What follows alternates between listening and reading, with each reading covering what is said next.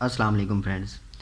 इस वीडियो में हम बात करेंगे कम्युनिकेशन की टाइप्स की। हम पिछली वीडियो में इम्पोर्टेंस ऑफ कम्युनिकेशन के बारे में डिस्कस कर चुके हैं, ठीक है। तो इस वीडियो में हम टाइप्स ऑफ कम्युनिकेशन के बारे में बात करेंगे। तो आइए दोस्तों इसको स्टार्ट करते हैं। इसकी दोस्तों 4 अक़साम हैं: intrapersonal communication, interpersonal communication, extra personal communication and mass communication. तो इंट्रापर्सनल कम्युनिकेशन जो होता है ना, a process of communication by which one person communicates with himself either consciously और unconsciously is called intrapersonal communication.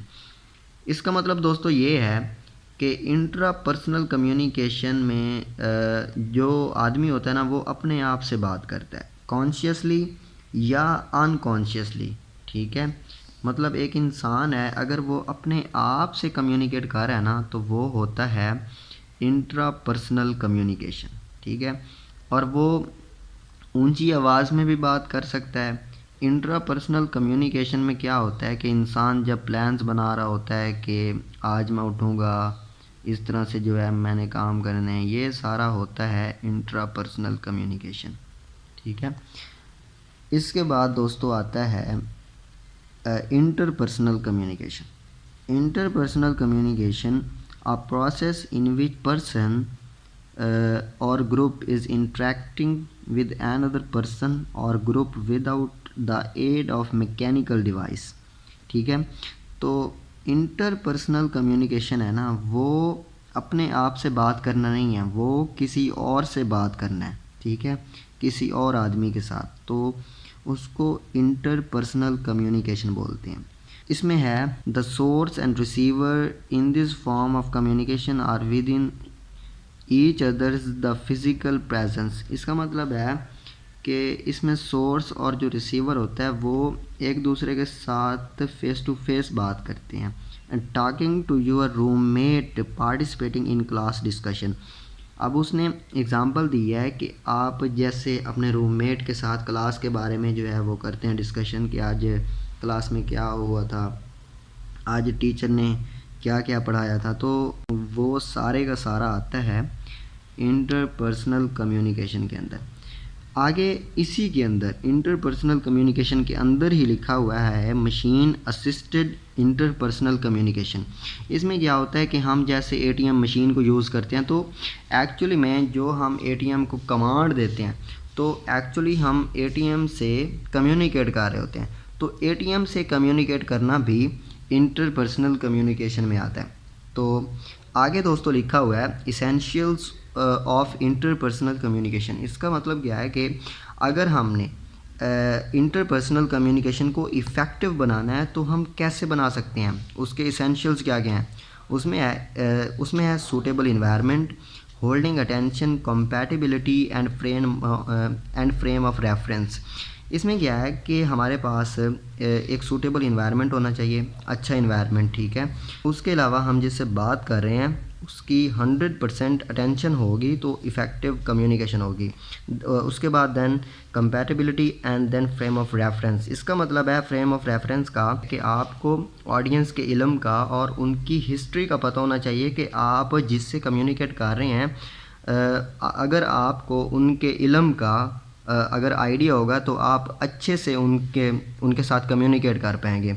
अगर आप किसी गांव में इंग्लिश में कम्युनिकेट कर रहे हैं तो उनको बिल्कुल भी उसकी समझ नहीं आएगी। तो इस चीज़ का आपको ख्याल रखना चाहिए कि आप इंटरपर्सनल कम्युनिकेशन में क्या क्या आपके पास इसेंशियल्स जो हैं वो इम्पोर्टेंट हैं, अगर आप इंटरपर्सनल कम्युनिकेशन को इफ़ेक्टिव करना चाहते हैं। तो इंटरपर्सनल कम्युनिकेशन के बाद हमारे पास आ जाता है तीसरी जो अक़साम है ना, वो है एक्स्ट्रा पर्सनल कम्युनिकेशन। तो extra personal communication has further 2 types: communication with animals and communication with plants. तो कम्युनिकेशन विद एनिमल्स क्या है, हम जैसे एनिमल्स, हमारे पास कैट्स होती हैं, डॉग्स होती हैं, हमारे पास जैसे पैरट होता है, हम उससे कम्युनिकेट करते हैं।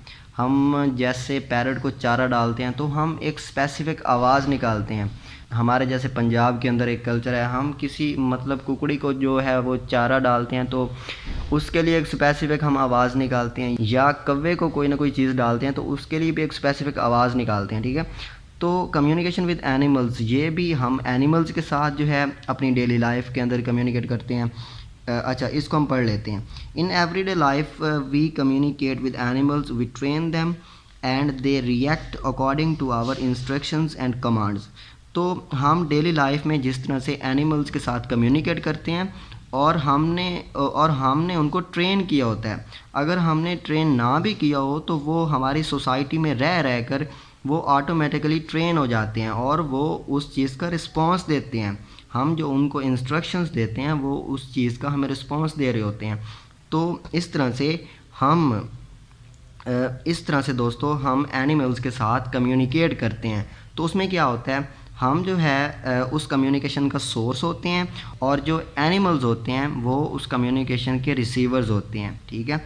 आगे चलिए, आगे है कम्युनिकेशन विद द प्लांट्स। तो अब आप सोच रहे होंगे कि हम प्लांट्स के साथ कैसे कम्युनिकेशन करते हैं। अगर दोस्तों आपने इंग्लिश लिटरेचर पढ़ा है ना, तो उसमें जो अक्सर शायर हैं, पोइट्स हैं, तो वो जो है प्लांट्स के ऊपर लिखते हैं, वो कुदरती जो फितरत है ना उसके ऊपर लिखते हैं। तो वो क्या करते हैं, वो नेचर के साथ, वो प्लांट्स के साथ कम्युनिकेट करते हैं। वो कोशिश करते हैं कि हम पौधों के साथ बात करें। आइए इसको पढ़ते हैं। In everyday life some time we find some persons who have the habit of talking with plants. इसमें है दोस्तों, हम अक्सर औकात देखते हैं कि कुछ लोग होते हैं, उनकी आदत होती है कि वो प्लांट्स के साथ ना मतलब कम्युनिकेट कर रहे होते हैं। Certain plants react to our touch, for example touch me not plant. इसमें उसने एग्जांपल दी है कि कुछ प्लांट्स ऐसे हैं जो हमारी इंस्ट्रक्शंस का, ठीक है, हमारे रिएक्शन का रिस्पॉन्स देते हैं। उसमें उसने एग्जांपल दी है टच मी नॉट प्लांट की, ठीक है। वो जो है हमारे साथ कम्युनिकेट कर रहा होता है। तो इसलिए एक्स्ट्रा पर्सनल काफ़ी ज़्यादा इंपॉर्टेंट है क्योंकि इसमें हम एनिमल्स और प्लांट्स के साथ कम्युनिकेट कर रहे होते हैं। इसमें हम ह्यूमन बींग्स के साथ कम्युनिकेट नहीं करते। तो ये एक अलग से भी इसका सवाल आ सकता है। आगे चलिए, आगे हमारे पास है 4th नंबर पे मैस कम्युनिकेशन। इधर देखिए, ये हमारे पास टाइप्स ऑफ कम्युनिकेशन थी। Intrapersonal communication, interpersonal communication, the third one is extra personal communication and the last one mess communication, ठीक है।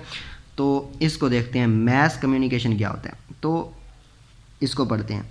It is another major communication setting. Mass communication refers to the process by which we communicate with a large group of people through mass media.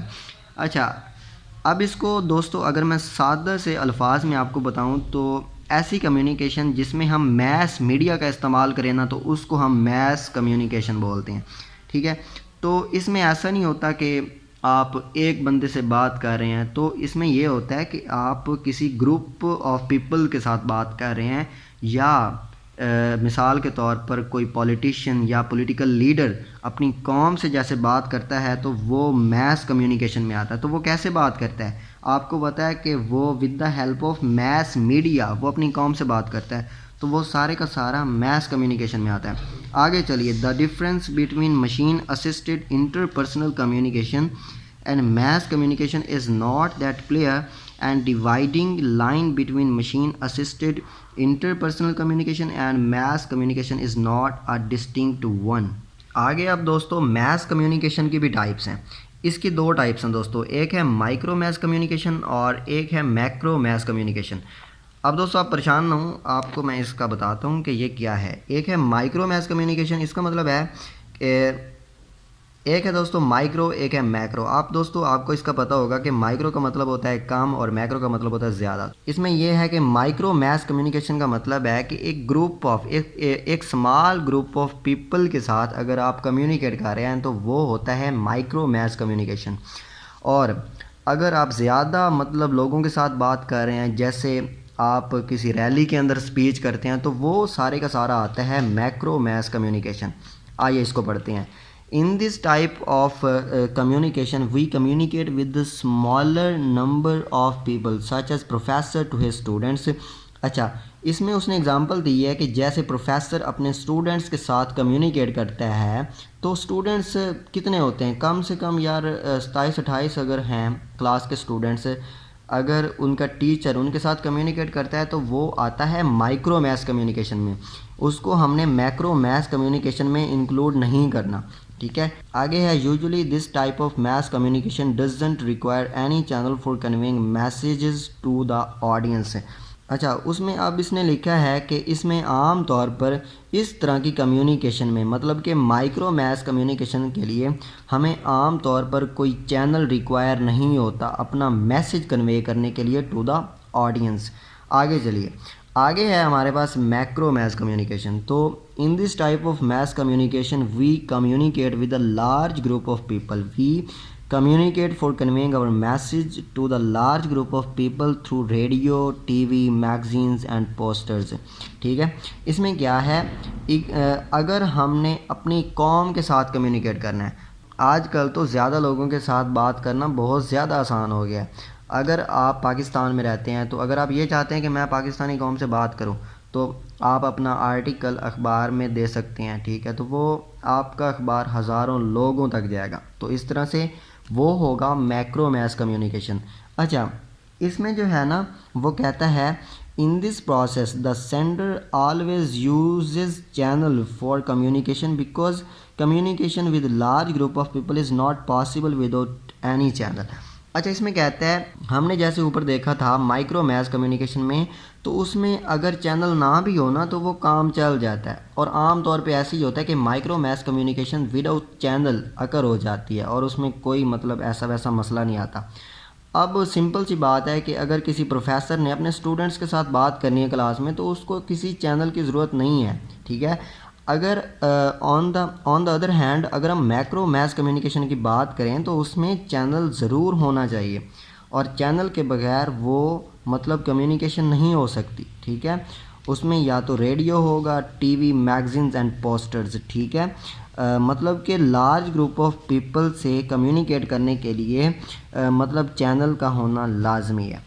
उसके बाद दोस्तों आता है process of mass communication. तो दोस्तों एक पिछला लेक्चर मैंने अपलोड किया है, उसमें मैंने बताया था कि कम्युनिकेशन का प्रोसेस क्या होता है। उसमें मैं इस चीज़ का ऑलरेडी डिस्कस कर चुका हूँ। कम्युनिकेशन का प्रोसेस और process of mass communication almost equal है। ठीक है, तो वो भी आप वीडियो मेरी देख सकते हैं। अच्छा, इसको हम पढ़ते हैं। अच्छा, इसमें क्या होता है, एक हमारे पास होता है सोर्स, और उसी सोर्स के पास होता है एसएमएस जो उसने आगे सेंड करना होता है। ठीक है, अपने आइडियाज़, इन्फॉर्मेशन मतलब उसके पास होती है, ये है इन्फॉर्मेशन। अच्छा, आगे नीचे लिखता है कि वो इन्फॉर्मेशन औरल भी होती है, औरल भी हो सकती है, या वो अखबारी सूरत में भी हो सकती है, किसी भी सूरत में हो सकती है। ठीक है, अच्छा, उसको हम क्या पढ़ रहे हैं, मैस कम्युनिकेशन। तो मैस कम्युनिकेशन में मैंने आपको बताया कि कोई ना कोई चैनल होना लाजमी है। तो ये आ गया चैनल, सोर्स, फिर मैसेज, फिर चैनल, उसके बाद आपको रिसीवर होना चाहिए, और जो रिसीवर होता है वो होता है goal of the communication. Ultimate goal of the communication हमारे पास होता है रिसीवर। मतलब जो सोर्स होता है उसका गोल एसएमएस पहुंचाने का होता है रिसीवर तक। तो जब तक रिसीवर ही ना होगा तो वो सोर्स मैसेज किस तक पहुंचाएगा। आगे आता है उसका इफ़ेक्ट। इफ़ेक्ट का मतलब क्या है कि रिसीवर ने क्या रिस्पॉन्स देना है। अच्छा, अगर तो रिसीवर रिस्पॉन्स देता है तो उसके रिस्पॉन्स देने से जो कम्युनिकेशन का प्रोसेस होता है वो हो जाता है रिवर्स। अगर रिसीवर रिस्पॉन्स नहीं देता तो कम्युनिकेशन का प्रोसेस रिवर्स नहीं होता। अगर इस प्रोसेस के थ्रू सोर्स से मैसेज आता हुआ रिसीवर तक पहुंच जाता है, तो अगर रिसीवर रिस्पॉन्स देता है उसका, ठीक है, तो उससे एक तो सारा कम्युनिकेशन का प्रोसेस रिवर्स हो जाएगा, और उससे क्या होगा, उससे रिसीवर बन जाएगा सोर्स, और जो सोर्स होगा वो बन जाएगा रिसीवर। मतलब सारे का सारा काम अपोजिट हो जाएगा। ठीक है, तो आगे इसका तकरीबन यही सारा कुछ लिखा हुआ है। ठीक है, मैंने जो आपको बता दिया। इसके बाद दोस्तों हम पढ़ेंगे प्रिंट मीडिया के ऊपर, कि प्रिंट मीडिया क्या होता है जर्नलिज्म के अंदर। तो अभी तक के लिए दोस्तों इतना ही। अपना ख्याल रखिए। अल्लाह हाफ़िज़। पाकिस्तान जिंदाबाद।